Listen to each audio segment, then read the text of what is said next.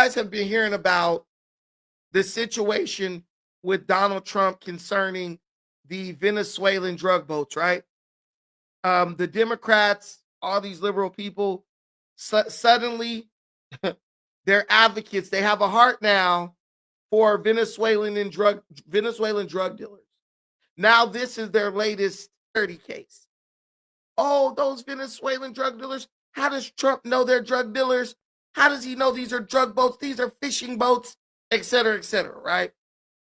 So now, imagine the surprise of those people now that the Democrats have finally been forced to admit that those are actually drug boats and that the United States military actually has incredible amounts of information, including but not limited to the names of the drug traffickers, their identity, where they live, who they work for, all that. So just imagine, they've been distracting you for a month, 2 months, getting you all worked up over drug dealers getting killed, trying to smuggle drugs, and now it's turning out the Democrats knew the whole time that these were not innocent fishermen.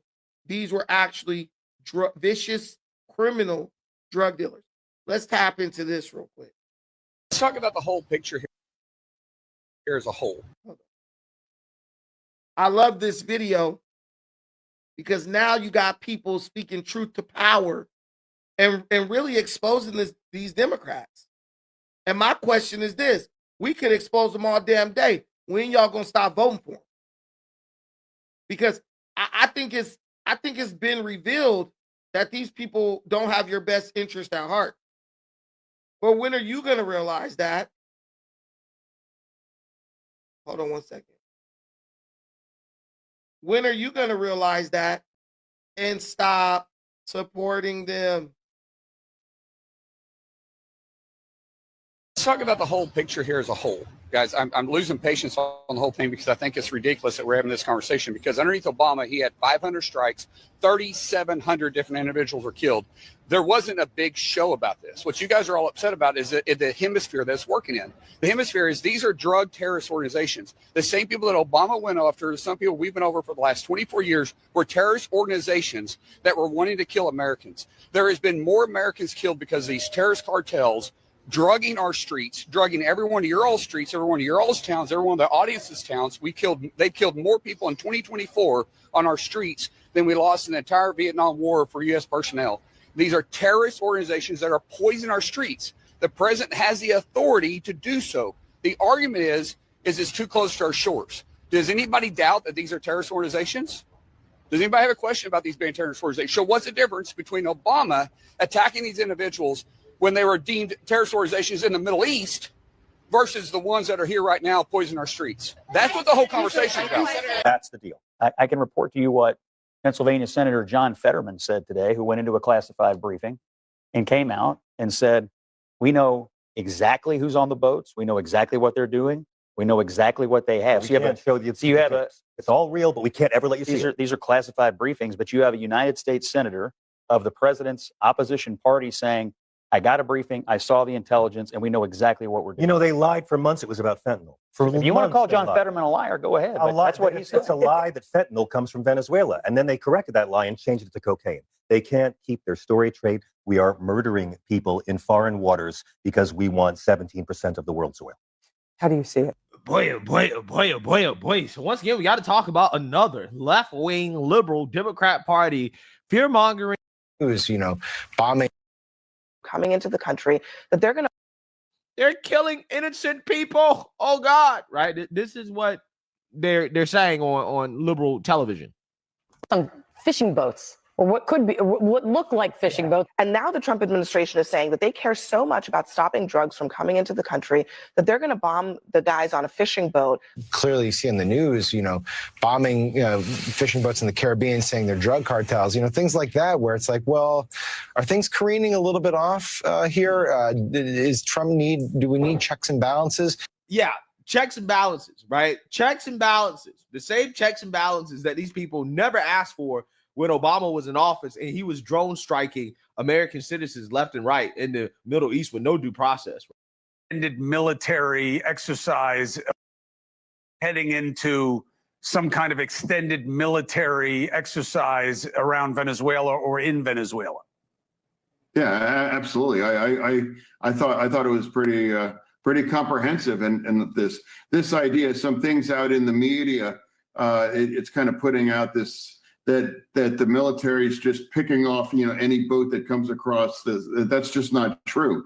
I mean, there's extensive intelligence, and they know exactly who's on that boat, and they know what's actually on that boat right now. And it's quite frequently they decline to take it and to move on those things. When they move on those kinetic kinds of strikes, they have absolute confidence that who's on it and what's on it, and that's exactly what it's about. They're not just going around randomly just shooting boats and those things. That's just not the fact at all. Wow. Is anybody surprised? Right? Is anybody surprised? I'm not. So, just in case you don't know who that is Pennsylvania Senator John Fetterman, who was allowed into a committee meeting and given the details and the evidence from the military that showed these are not just random bombings. There is a high level of intel that is being provided to the military before they strike these boats. But Abby Phillip, all these crazy deranged people on CNN and MSNBC, they're telling you, oh, they're just attacking fishing boats. They're just attacking fishing boats. So what they're doing is, maybe it is a fishing boat, but it's a fishing boat being used by drug cartels to move drugs across the water. So let's make it seem like, we know this is not true, but let's make it seem like the United States of America is just out here randomly targeting Venezuelan fishermen and murdering them without quote unquote due process. Why would you ever even want to support any entity, news channel, political party, individual person who operates and plays like that, who plays these type of games? Don't you know that the same way they're manipulating that system, that machine, to manipulate you, they'll manipulate that machine to turn it against you. Those are going to be the people that put you in a camp, because they've already showed a very high capacity for deception. I'm not going to make up a lie about people getting killed who are innocent unless I know for a fact these people are innocent. Oh, they're just shooting up random fishing boats. They're going after random fishing boats. Shame on Trump. Fetterman here is essentially confirming, yeah, we know what we're doing. This isn't random. Well, we heard from the president today. He kind of expanded the circle here and said it's not just about drugs, it's about oil. And they are the whole regime, the whole country is a foreign terror organization, a total and complete blockade of all sanctioned oil tankers going in and out until they return what they stole from us. What did they steal? And what do you make of this? Yeah, well, what makes it that Iran is involved on that, and Russia's involved on that, and China as well, too. I mean, a lot of those things, I mean, that's sanctioned oil right now, and those are the kinds of funds that support regions like in Iran as well, too. And now, absolutely, right now, it's not a plan to like a land war and invade Venezuela and that, but seizing those kinds of oil tankers, and it's undeniable that that's oil that's going to support Iran, and those are the kinds of funds that are used, all kinds of illicit things, so terrorism. So for me, it makes a lot of sense, at least by what I've seen. Yeah, it's very simple, right? It's very simple. We don't allow our enemies to play on our side of the globe, right? We just don't do it. In our hemisphere, we run shit. It's really that simple, right? And that is something that I think that just from a nationalistic perspective, people should be able to get on board with. Yes, we should control our side of the world. We should allow China. Yeah, it's called the Monroe Doctrine. Does anybody know what the Monroe Doctrine is? I could explain it. You could leave here being educated. The Monroe Doctrine, just so I can be totally accurate, let's use AI. Here's the Monroe Doctrine. Hopefully you can see that.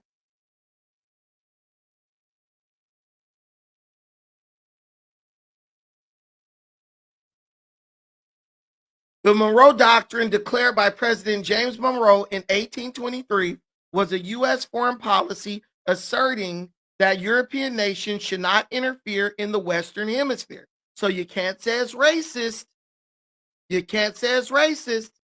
You can only, it was used to make sure European whites didn't interfere with European whites in America. Whites in Europe didn't interfere with whites in America. And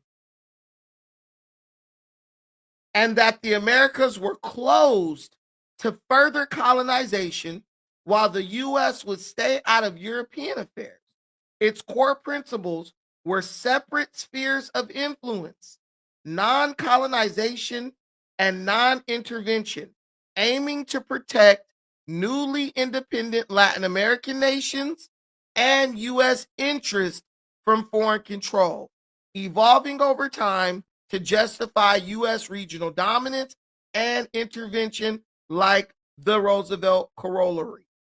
So, yeah, this was to stop white Europeans from interfering with white folks in America. It also stopped European colonization of South America. So those South American countries that you see, most of those only exist because the United States basically said, hey, other white guys, you guys can't come over here colonizing anymore. You think Spain and Portugal, you think they would have just stopped colonizing South America because the United States was created? Bro, they were pulling what in our day would be the equivalent of billions of dollars out of those places. So if it wasn't for the United States, most of those places wouldn't even have, most of those people wouldn't even have a country. So it makes sense that the United States is making sure that Venezuelan oil is not being shipped to countries in the Middle East, that is particularly Iran, which we know is the #1 sponsor of terrorism in the world, aside from ourselves. But they not on our side. So yeah, that's what this is about. You're trying to do business with the enemy, and that makes you the enemy. And you also shipping drugs that's killing hundreds of thousands of Americans a year, more than car accidents, more than heart disease, right? They need to be dealt with. The dictator is so funny. You had all these people screaming, no kings, no kings, no kings, no dictators. But the same liberals that were screaming no kings and no dictators, they are now supporting a dictator. Someone who's rigged elections since the time he's been brought into office. They just don't want a king named Trump, but they're totally fine with supporting kings and dictators by any other name. And it's BS, and I ain't going for it, and neither should you. Let's see what else we got. Russia, Iran, anybody. People are escaping socialism, coming to the United States of America. Greg be cooking. He cooking on this one. Here we go. Final clip.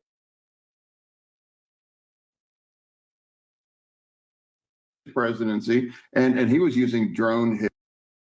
Or continuing with unilateral. Right.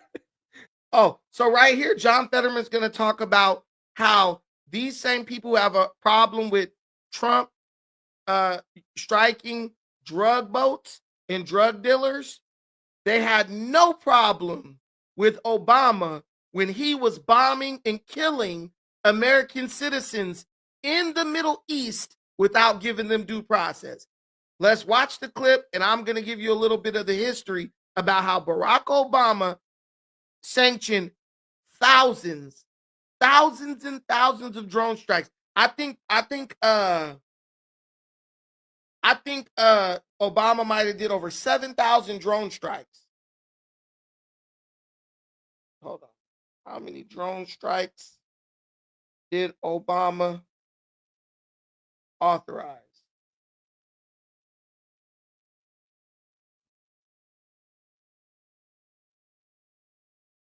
Obama authorized 563 drone strikes in Pakistan and 800 drone strikes in numerous Middle Eastern countries.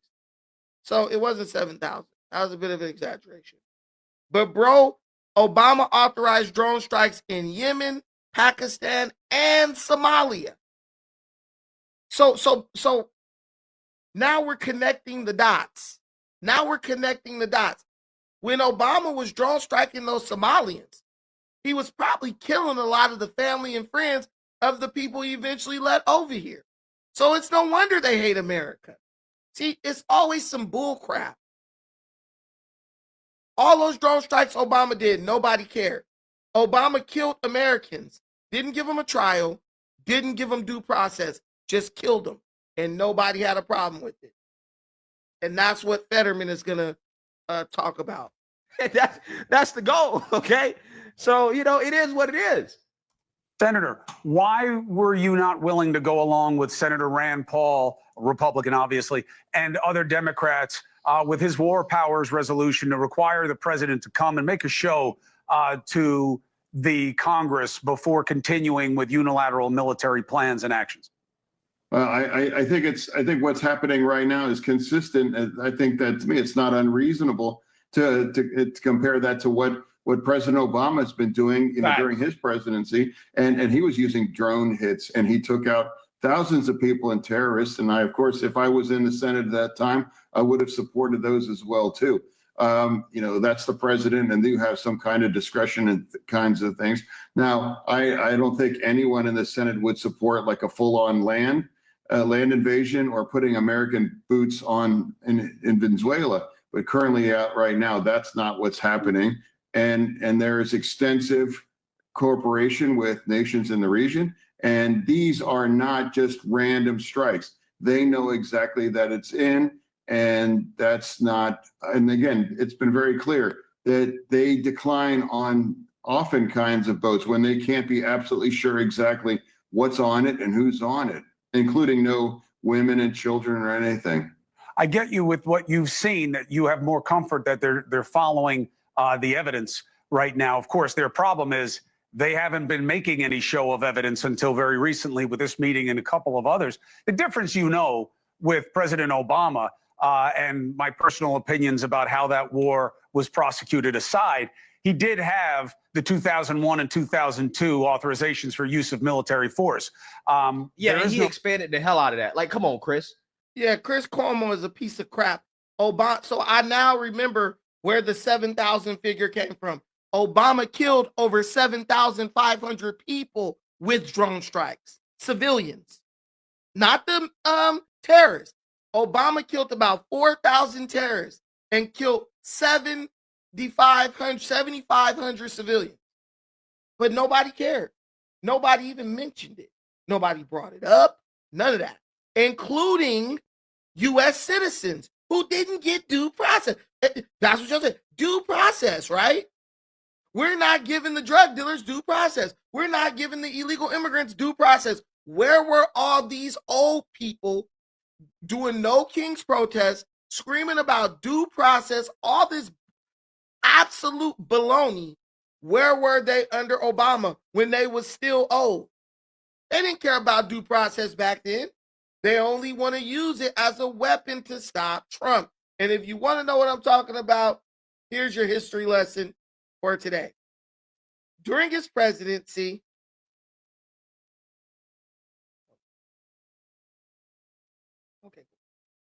Barack Obama authorized drone strikes that killed 4 U.S. citizens in counterterrorism operations outside of active war zones, Pakistan and Yemen. Between 2009 and 2015, only one of these radical cleric Anwar al-Awlaki was specifically targeted. Anwar al-Awlaki, a New Mexico-born high-level al-Qaeda propagandist and operational leader in Yemen, who was involved in plotting attacks against the U.S., he was the specific target of a CIA drone strike on September 30th, 2011, and the Obama administration defended the action as a lawful act of self-defense. Abdul Rahim al-Waki, or Abdul Rahman al-Awlaki, Anwar al-Awlaki's 6-year-old son, was born in Denver, Colorado. He was killed in a separate drone strike in Yemen 2 weeks later. In October 2011, U.S. officials stated he was not an intended target, but rather was a bystander who was in the wrong place at the wrong time. Samir Khan, a U.S. citizen from North Carolina, and editor of the Al-Qaeda online magazine Inspire. He was killed in the same strike that targeted Anwar al-Awlaki, but was not a specific target himself. Jude Keenan Mohammed, a U.S. citizen from North Carolina who had traveled to Pakistan and was indicted on charges of murder and kidnapping. He was killed in a drone strike in Pakistan in November 2011, but was also not a specific target of the U.S. government at the time of the airstrike. Additionally, in January 2015, a CIA drone strike in Pakistan accidentally killed 2 hostages held by Al-Qaeda's U.S. aid worker Warren Weinstein and Italian aid worker Giovanni Loporto. President Obama acknowledged the mistake and apologized to their family. The targeted killing of a U.S. citizen sparked significant debate over the executive's war powers, due process rights, and the legality of the drone program. The Justice Department and Attorney General Eric Holder argued that the use of lethal force in self-defense against a leader of Al-Qaeda who presented an imminent threat was lawful and did not violate the executive order banning assassinations. Lawsuits challenging the legality of the killings were dismissed by federal courts, which ruled they could not intervene in matters of national security and foreign relations. But that's exactly what they're trying to do against Trump. Isn't that so? Under Obama, the courts were like, yo, we can't intervene. But when it's Trump, they all up in the Kool-Aid and don't even know the flavor. Make it make sense. Shout out to my boy, member Luke Perry Red Pill. Even when I miss you live, I see the replay. Please keep going strong. Thank you, brother. Thank you so much to 305 Grand Champ for the $10 holla. Salute. Hey, we're only 4 away from our goal. Let's do it. But so the same exact thing they said they couldn't do under Obama, they're doing it under Trump. That's how you know that all this stuff is politics, it's political, it's partisan. It's not, it has nothing to do with law and order. But if you are a United States citizen and you are accused of doing something, you are innocent until proven guilty. So Anwar al-Awlaki, as much as we might have thought he was a terrorist, he's still innocent until proven guilty. Why is it that Obama and the liberal goons are screaming for this damn degenerate immigrant, what's the guy's name? The one who's deported, and then they brought Kilmar Abrego, right? Abrego or whatever. They're screaming that that guy needs to be brought back. They're screaming that that guy needs to be brought back because he wasn't given his due process. But Anwar al-Awlaki, an actual American citizen, he wasn't given due process. Obama operated as judge, jury, and executioner, sending a drone in to kill this man, kill his son so his bloodline's gone, and kill several other Americans without due process. These people were born in Denver. These people were born in New Mexico. These people weren't born in Islamabad. And Obama decided, guess what? Your rights don't matter. You're dead.